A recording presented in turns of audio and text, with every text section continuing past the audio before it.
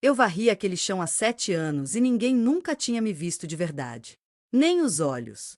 Era como ser invisível dentro de um prédio que custava mais caro que a vida inteira da minha mãe. O edifício São Cristóvão, lá no Jardim Europa, em São Paulo. Aquele lugar onde os apartamentos tinham nomes em vez de números, Penthouse Amber, Penthouse Sapphire, como se fossem joias e não apenas cômodos caros demais para pessoas comuns respirarem dentro deles. Meu nome é Cláudia. Tenho 52 anos. Uso uniforme branco com as costas sempre curvadas e um crachá onde meu nome aparece em letras tão pequenas que ninguém lê. Acordo às 4 da manhã. Passo pelos corredores vazios, os pés chiando nos sapatos de borracha, carregando um balde com água morna e aquele cheiro de lavanda artificial que queima um pouco a garganta. Limpo os vidros da fachada. Removo as pegadas dos espelhos do saguão. Esvazo as latas de lixo que transbordavam de coisas que valem mais do que meu salário mensal. Mas havia um apartamento que me assustava entrar. O Penthouse Noir. O do Dr. Armando Reis Ferreira. Milionário. Advogado. Homem que tinha poder sobre meia cidade. Tinha sido notícia no jornal 3 vezes, uma delas com a foto do rosto, aquele sorriso largo e vazio de quem sabe que a lei é um jogo que ele venceu há muito tempo. Nos últimos 2 anos, porém, a notícia não era mais sobre seus casos. Era sobre ele. Sobre o homem que humilhava as pessoas. A primeira vez que o vi de perto, ele estava na garagem do prédio, encostado em um carro preto que brilhava como um espelho. Chamou uma das empregadas domésticas que trabalhava no andar acima do dele, Rosana, uma mulher que tinha 2 filhos e uma mãe doente. Ela chegou rápido, respirando acelerado, porque quando o doutor Armando chamava, ninguém dizia não. Ele apontou para um caco de vidro no chão. Não era nem grande. Era um pedaço pequeno, talvez de uma lâmpada queimada. Disse que ela tinha jogado aquilo ali de propósito. Que era falta de profissionalismo. Que considerava processar o condomínio por má conduta. Rosana pediu desculpas. Chorava em voz baixa, aquele choro sem som. Ele riu. Riu mesmo, daquele jeito que faz a garganta de quem ouve esfriar. Depois disso, vi tudo. A forma como ele tratava o zelador, um senhor chamado seu Manuel que tinha uma hérnia e caminhava devagar. Armando chamava de incompetente. Dizia que o trabalho dele parecia feito por um morto. Uma vez, jogou o próprio lixo no chão do saguão, deixou a caixa da pizza aberta ali, e ficou esperando para ver se seu Manuel pegaria. Ele pegou. E Armando riu de novo. Com os moradores ricos do prédio, ele era cortês. Cumprimentava, sorria, tirava o sapato antes de entrar nos elevadores de ouro. Mas com a gente, funcionários, prestadores de serviço, pessoas que não tinham dinheiro para contratar os melhores advogados, era diferente. Era cruel em um estilo que não deixa marca física. A marca era por dentro. Como saia Notar Padros. Toda sexta-feira à noite, ele tirava fotos das pegadas dos sapatos que deixavam manchinhas nas cerâmicas do corredor. Enviava para a síndica com cópias em CC para todos os moradores, destacando a falta de limpeza. Meu chefe, o superintendente do prédio, recebia essas mensagens e meu salário era reduzido. R$ 70 a menos. Depois, mais 50. A Humilacao virava número bancário. Havia também a forma como ele falava com as recepcionistas. Uma delas, a Marina, tinha 18 anos.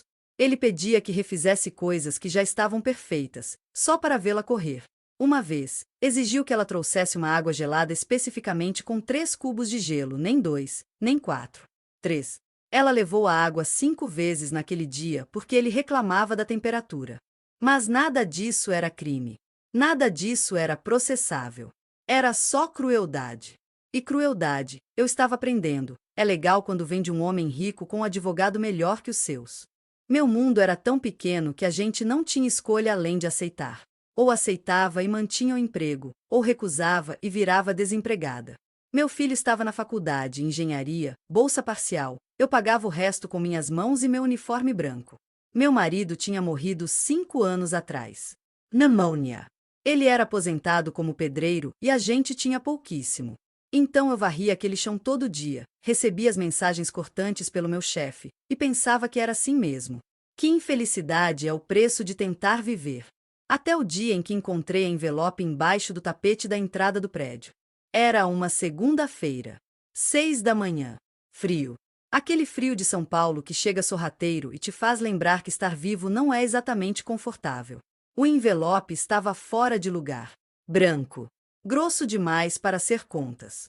A letra no endereço era tremida, como se escrita por uma mão velha. Meu nome. Só meu nome. Claudia. Ninguém no prédio sabia meu último nome. Abri enquanto ninguém via.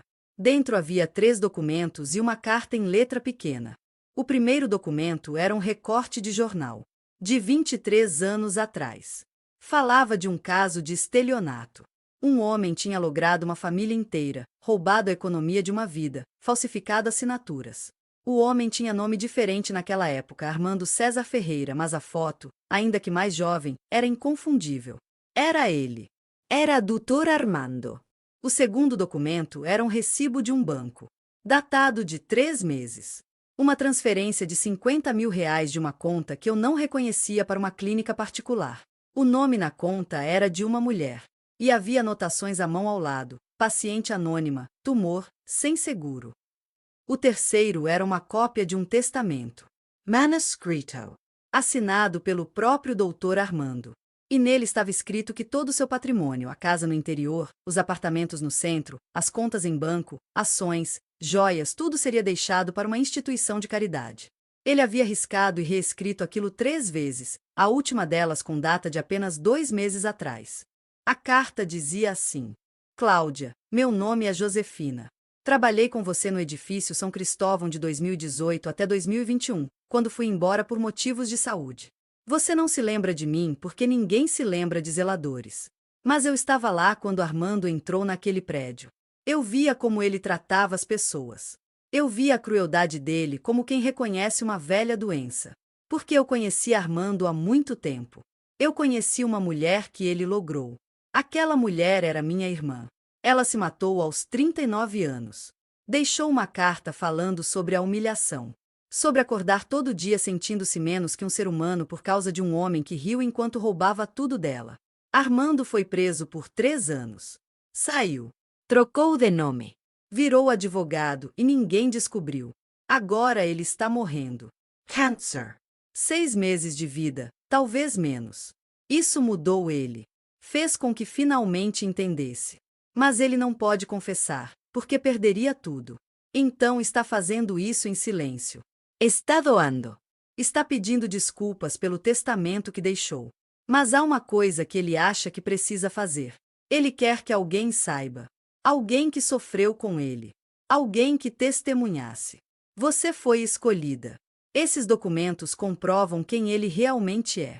O que ele fez. E o que ele está tentando consertar. Faça o que achar certo. Você merece saber a verdade. Armando merece encarar a verdade. E essa cidade merece saber de um homem que viveu humilhando pessoas enquanto fingia ser honrado. A escolha é sua. Mas seja rápida. Ele não tem muito tempo. Meu coração bateu de um jeito que doeu. Minha mão tremeu segurando aquele papel. Eu estava segurando a vida inteira de um homem. A confissio dele.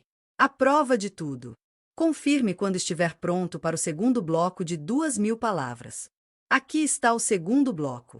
Passei aquele dia inteiro em transe. Varri o chão sem ver o chão. Limpei os espelhos sem ver meu reflexo. A carta estava dentro da minha bolsa, queimando como uma brasa. 3 vezes quase a mostrei para seu Manuel. 3 vezes recuei. Porque contar para alguém era tornar aquilo real. E real demais assusta. Aquela noite, sentei na cozinha da minha casa, um apartamento pequeno em Pinheiros, 3 cômodos, aluguel que comia metade do meu salário, e li os documentos de novo. E de novo. A história do estelionato de 23 anos atrás era detalhada. A vítima tinha nome, Elza Mendes da Silva. Tinha profissão, professora. Tinha endereço, um bairro que não existia mais, demolido para caber um shopping. O jornalista tinha entrevistado a mãe dela. Ela falava sobre a filha com aquela dor que não passa. Ela era uma pessoa boa, dizia a mãe. Ele destruiu ela. Simplesmente destruiu. Armando tinha sido condenado a 3 anos. Saiu em 2 por bom comportamento. E desapareceu do radar público até aparecer como advogado famoso, respeitado, milionário, como se tivesse nascido assim. Liguei para meu filho, Rafael. Ele estava na República dos Colegas de Faculdade, estudando para uma prova de estruturas. Falei que o amava. Que estava tudo bem comigo. que não era nada de urgência. Só queria ouvir a voz dele. Ele riu daquele jeito que faz parecer que ainda é criança, mesmo com 22 anos. Mãe, você está bem? Eu disse que sim. Era mentira. Mas era uma mentira que o protegia. Passei a noite acordada. Deitada. Levantada. Fumando na janela um cigarro que tinha guardado há meses, porque fumo quando estou com medo. E eu estava com medo, porque eu sabia, naquele momento, que havia 3 caminhos diante de mim. O primeiro era queimar tudo, enterrar aqueles documentos, esquecer que Josefina tinha existido, que Armando tinha um passado, que havia uma história de destruição atrás daquela fachada de milionário bem-educado.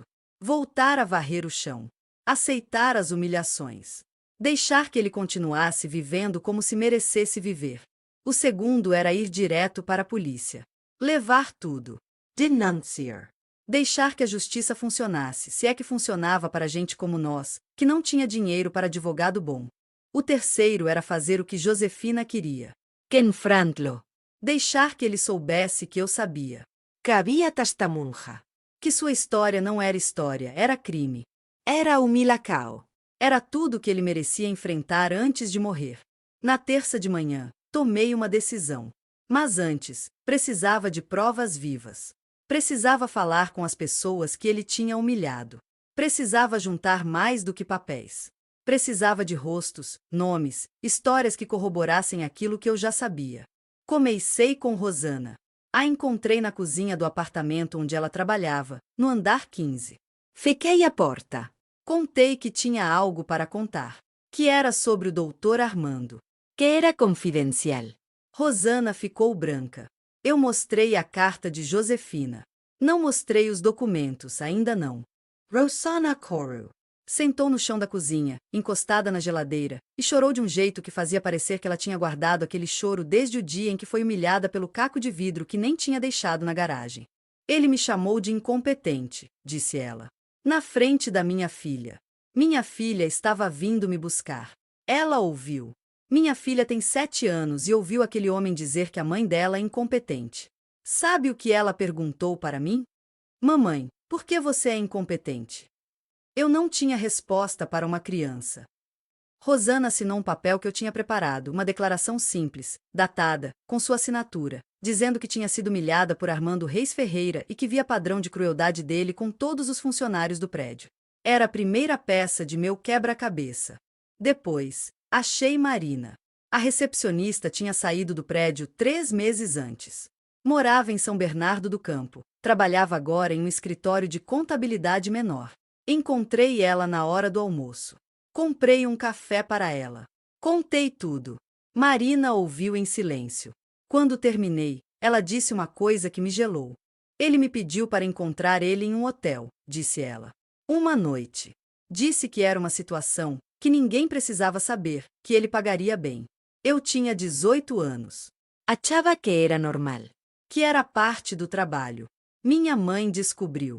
Minha mãe entrou em contato com a diretoria. Eles enterraram Armando Nigu. E eu saí do prédio. Foi mais fácil eu sair do que ele parar. Marina tinha guardado o número de telefone dele. Guardado mensagens. Tudo deletado anos atrás, mas ela se lembrava das datas. Eu tomei nota de tudo. Depois foi seu Manuel. O zelador que tinha hérnia.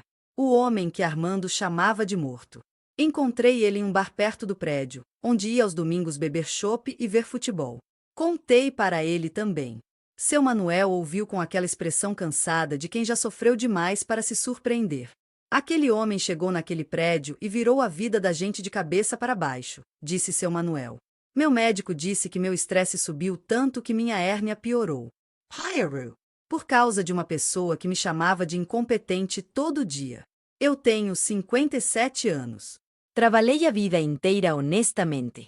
E um cara chega e me faz me sentir como lixo. Você acha que isso é justo? Seu Manuel assinou o papel também. Então procurei Josefina. Levou tempo. Ela tinha se mudado para uma cidade no interior e tu. Mas consegui o número de um familiar dela. Liguei. Falei que era amiga de alguém que tinha recebido uma carta dela. Que era importante eu falar com ela. Uma semana depois, ela me ligou. Josefina tinha 68 anos. A voz frágil. Mas havia uma determinação naquela voz. Ela queria me contar mais. Queria que eu entendesse quem era Armando de verdade. Queria que a história da sua irmã não fosse apagada. Minha irmã se chamava Elsa, disse Josefina. Ela tinha um sonho. Queria ser mãe. Queria ter uma casa própria. Armando conheceu ela em um consultório. Ele era não tão famoso assim, mas já era advogado. Disse que podia ajudar ela com uma herança que ela tinha de um tio. Que ele sabia como fazer aquilo crescer. Ela confiou. Entregou tudo que tinha para ele. 35 mil reais. Que era uma fortuna para a gente naquela época. Armando sumiu. Quando ela o encontrou, ele disse que tinha perdido tudo em um investimento. Que era azar. Que essas coisas acontecem. Mas depois ela descobriu a verdade. Não era investimento. Era roubo mesmo. Ele tinha falsificado assinaturas dela. Tinha aberto contas em nome dela e retirado o dinheiro. Ela processou. Mas Armando tinha advogado melhor. A coisa durou anos. Quando finalmente ele foi condenado, ele já tinha conseguido se estabelecer. Elsa não conseguiu. Ela virou empregada doméstica. Começou a beber. Começou a não dormir. E uma noite, ela tomou remédio demais. A vizinha a encontrou no dia seguinte. Ela tinha deixado uma carta. Disse que tinha cansado de se sentir como se merecesse sofrer. Que tinha medo de acordar todo dia sabendo que tinha sido enganada por um homem que nunca ia ser punido de verdade. Josefina respirou fundo. Quase podia ouvir o choro dela através do telefone. Armando sofreu 3 anos na prisão, continuou ela. Minha irmã sofreu 23 anos de culpa, depressão e desespero. E depois sofreu a morte. Você acha que isso é justiça? Pedi para ela vir até São Paulo. Pedi para ela estar comigo no que eu estava planejando. Ela disse que sim. Que era hora. Comecei a colecionar provas. Conversei com mais pessoas. Uma faxineira que tinha trabalhado no apartamento dele e foi acusada de roubar uma pulseira que depois foi encontrada. Armando tinha escondido propositalmente para ver o que ela fazia. Uma mulher que tinha entregado um documento pessoal para ele revisar e ele perdeu e a culpabilizou publicamente, no condomínio, dizendo que ela era desorganizada. Um técnico de informática que foi chamado para consertar o computador dele e foi humilhado porque o computador tinha lentidão que era culpa do próprio Armando por ter compartilhado a senha com meia dúzia de pessoas. Cada história era um fio. Cada fio ligava-se ao seguinte. E quando todos estavam ligados, formavam uma corda. Uma corda que podia puxar aquele homem do lugar onde ele estava. Tinha também as questões médicas. Descobri pelo registro de visitantes do prédio que Armando recebia regularmente um médico oncologista em casa. As visitas começaram 7 meses atrás. A dona de casa dele, uma mulher chamada Betinha que limpava seu apartamento, me confirmou que ele estava magro demais. Que havia perucas em um closet. Que havia medicamentos caros no banheiro. Betinha assinou o papel também. Passei 3 semanas juntando tudo. Conversando. Documentando. Protegendo. Porque o que eu estava fazendo era perigoso. Era ir contra um homem com poder, com dinheiro, com conexões legais. Era arriscado para mim. Mas era necessário. Meu filho perguntou se eu estava bem. Eu menti de novo. Disse que sim. Mas estava magra demais. Não dormia direito. Meu corpo sabia que algo grande estava acontecendo. Confirme quando estiver pronto para o terceiro e último bloco de 2.000 palavras.